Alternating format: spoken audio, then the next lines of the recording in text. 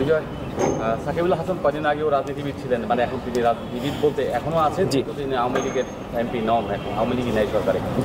তাকে কি এখন মনে করেন যে 100% খেলায় ফোকাস করা উচিত? আসলে আসলে ইন্ডিভিজুয়াল পার্সনকে আমরা দেখে আসছি এবং ইন্ডিভিজুয়াল তাদের এক একজনের প্ল্যান থাকে, এক একজনের মাথা দিয়ে এক একজন চিন্তা আসে। আপনি যে প্রশ্ন করছেন এটার উত্তর আরেকজন আরেকভাবে দিবে, আমি একভাবে দিব।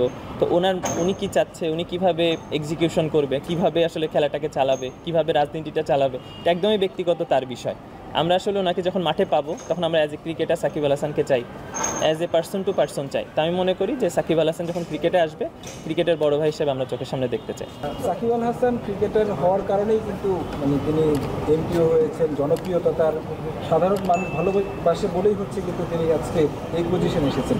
সাধারণ মানুষ যখন আন্দোলন করছে, আপনারা ক্রিকেটার, অনেক ক্রিকেটার আসলে আওয়াজ তুলেছেন। সাকিব আল হাসান তোলেন নাই, মাশরাফি, আজকে মাশরাফিও কিন্তু তার ওই ক্রিকেটের কারণে, মানুষের ভালোবাসার কারণেই তাদের যে অবস্থানটা ছিল, এরপরে আপনারা আসলে বা যারা ক্রিকেটাররা রয়েছেন এই আন্দোলনের সাথে ছিলেন, মানে ছাত্রদের পক্ষে কথা বলেছেন, তারা তাদেরকে আসলে কীভাবে নিচ্ছেন বা আপনার না, আপনার আগের প্রশ্নটার অ্যান্সার একই রকম। আসলে এটা এক একজনের ইন্ডিভিজুয়াল মানে পার্সন উইথ পার্সন এইসব আসলে স্ট্যাটাস দেওয়া বলেন বা কথা বলা বলেন।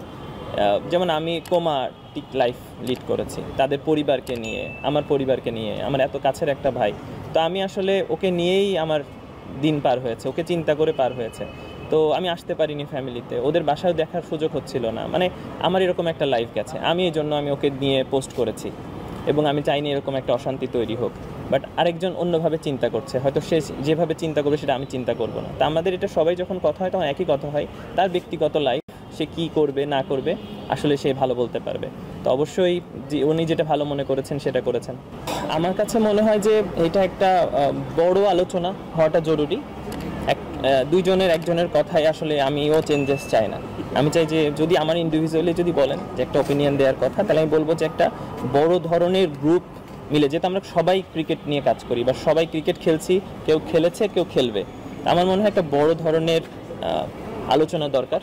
যার যেটা নিড, যেখানে যেখানে যে আছে। আসলে আমি জানবো না সেকেন্ড ডিভিশনে কী হচ্ছে, আমি প্রিমিয়ার লিগটা জানি, বা আমি কিন্তু ফুটবলের ব্যাপারটা জানি না, বা আমি 13-এ কী হচ্ছে এই ব্যাপারগুলো জানি না।